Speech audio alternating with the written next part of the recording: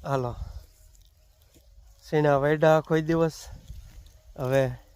ગાય માતા માટે લીલી ઝાર વાઢી લઈ હવે ધીમે ધીમે દી આથમવાની તૈયારી સંધ્યાકાળનો નજારો અને આ અમારી રૂડી ગીર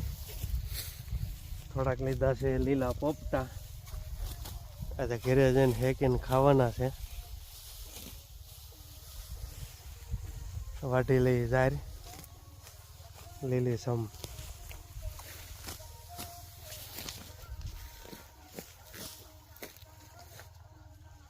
ગીરનો નજારો